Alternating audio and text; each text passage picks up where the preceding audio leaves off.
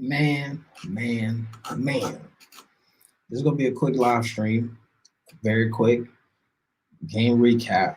Um, gosh, gosh, gosh. My dog Roy, rookie of the year, Roy, LaMelo Ball, Roy. Um, damn, what a way to go out! What a way to go out!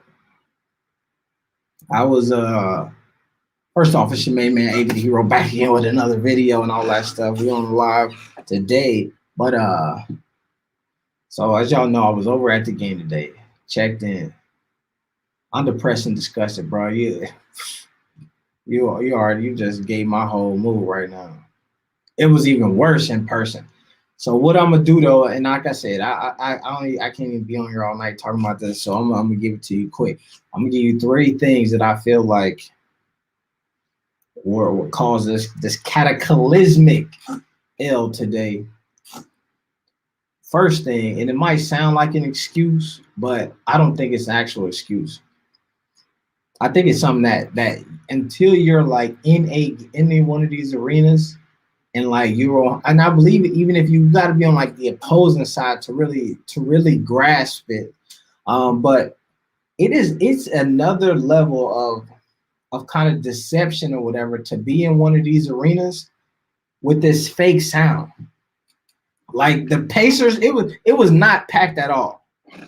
It was empty seats everywhere, but they had the sounds pumping. They had the audio in there so perfect to where like you know how if you watch a game, you're watching the game and the ref will call a foul, right? And then what they'll do is they'll play back the foul up here. And then when the fans in the stands see that the foul wasn't quite what, and they're like, oh, boo, they got them sounds.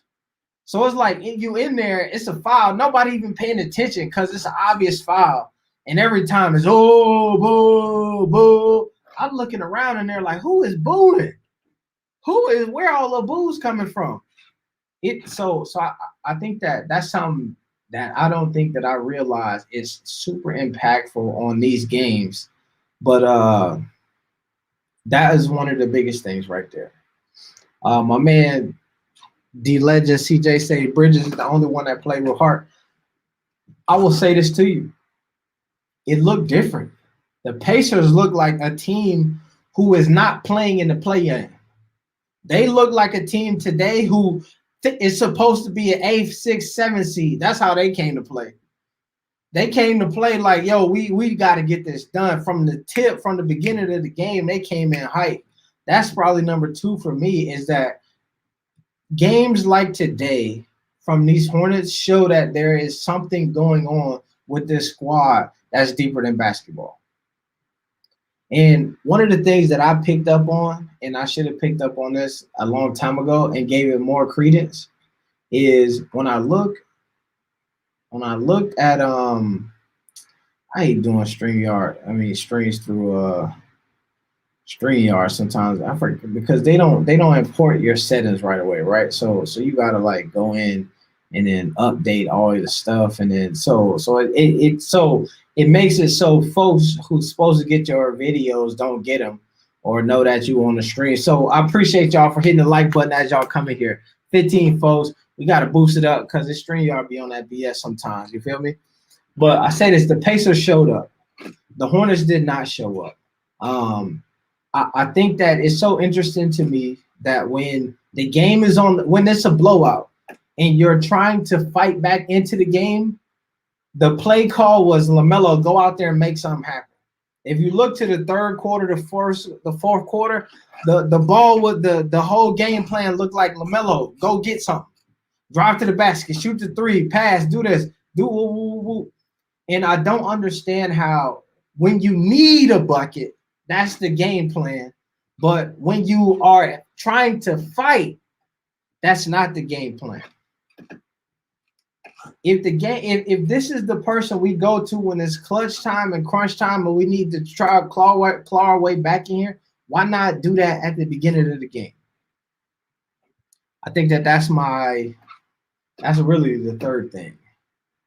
I think that there's something that is going on in that locker room. And what I was about to say is I looked down at the shoes and one of the other I was like, now it's starting to make sense.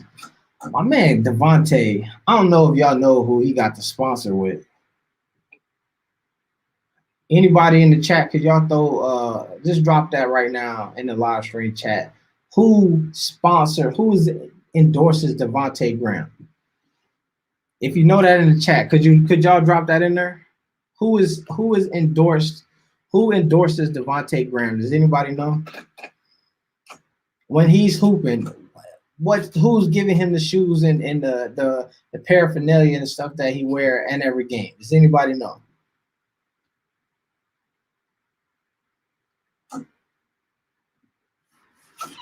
Jordan.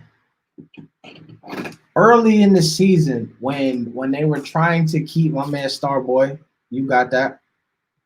Early in the season, when they were trying to keep my dog Taco Saka, yeah, you got that too. When they were trying to keep my dog in the rotation, and it looked like, and everybody was like, what's going on? Is it the coaches at the woo?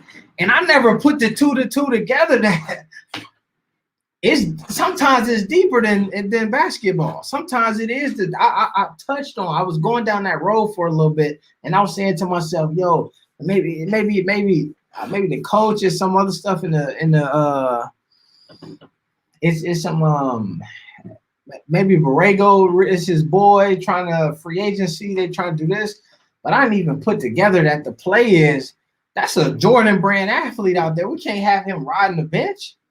It's a Jordan brand athlete. We can't have him not getting this max. We need Max Dollar. Y'all understand what I'm saying? That could be conspiracy theory, but for me, that's what it is, man. As y'all come in, man, make sure y'all please hit the like button.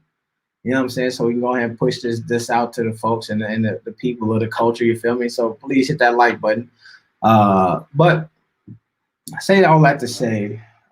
That's something that caught me tonight as I was watching them in person. I would say that it is a completely different experience watching these NBA games in person now than it has been any other time before. And like I said, it's the curated sound. I mentioned this when I went to the Hornets versus the Pelicans game down in New Orleans. And one of the things that caught me off guard is the sound. At times it's quiet. And you can hear them trying to pump sounds. But I will tell you that the Pacers, whoever designed their sound for the game, it needs to work in Hollywood. Because I'm talking about the boos, perfect timing. The cheers, perfect timing. Somebody make a play, perfect timing. And I'm like, yo, what is going on? Hold up a second. Who is in here? It sounded like it was a packed house in there today. And I will tell you, that might seem like something like, oh, but that don't even matter. But it matters. You think about when folks talked about that bubble last year, and you seen teams who potentially probably wouldn't have done that good if they go on the road. Sounded hideous in HD. It probably sounded hideous, but I'm telling you, you go in the building, it sounds crazy.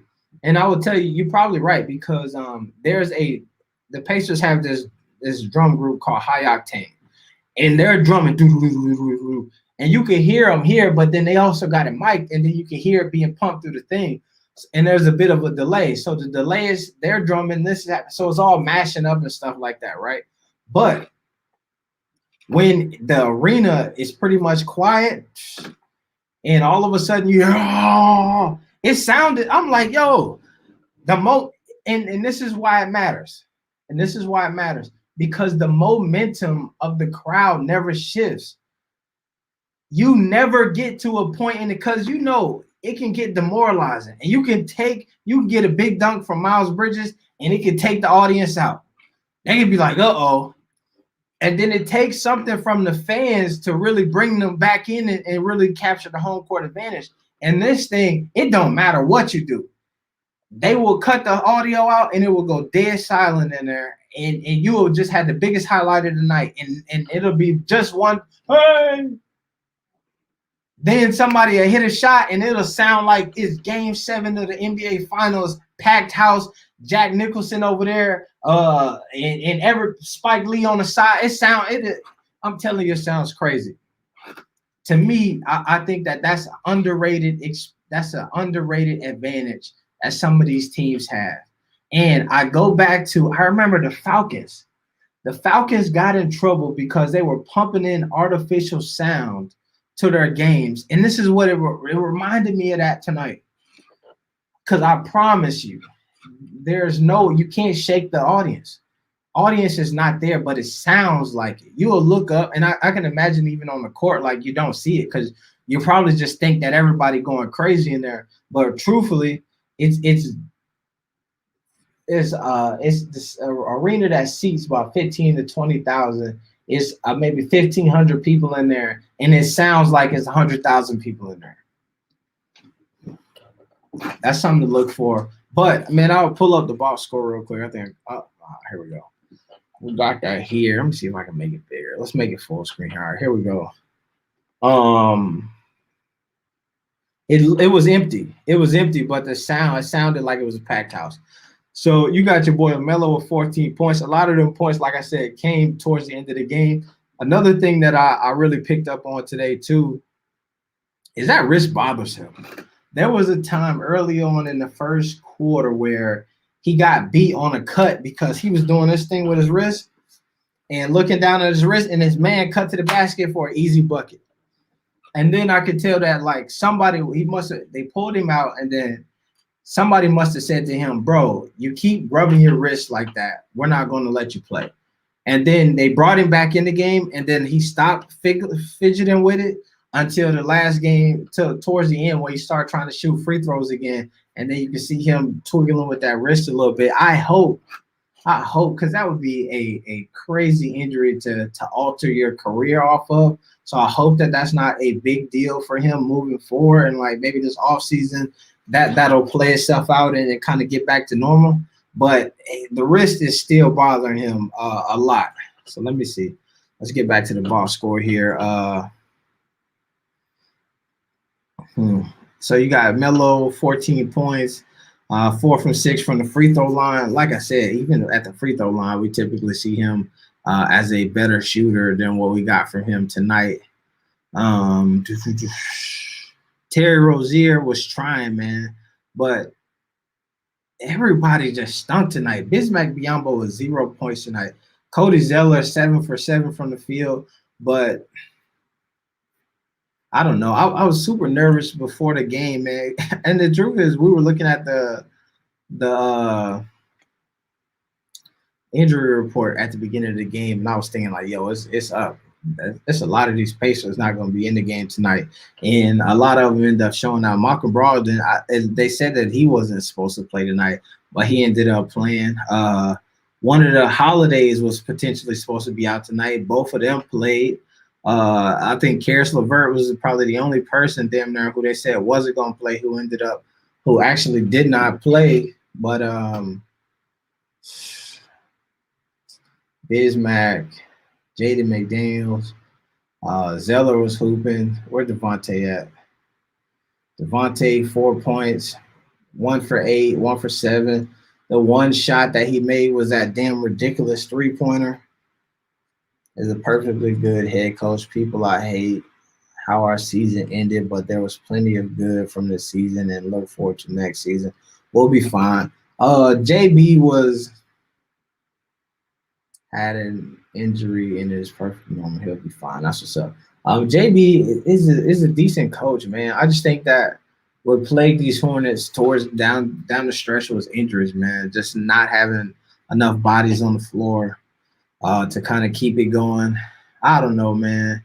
It's one of them nights, man. We're going to have to double back on this tomorrow and really go in depth on this, man. But I just wanted to hop on here real quick and kind of share my initial thoughts right out. You know what I mean? Just with y'all, kind of hear what the streets was saying a bit. And then we'll probably come back tomorrow, man, and do some recaps on the season, talking about the rookie of the year and whether or not, you know what I'm saying, this type of performance affects LaMelo as far as that conversation goes, because I do believe that one of the one of the key things that was keeping him as the official rookie of the year was the fact that every time they talked about him, they talked about how he impacted winning.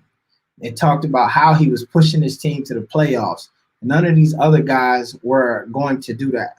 And then you end this season as a 10th seed, get into the play-in tournament, and then go out, no playoffs.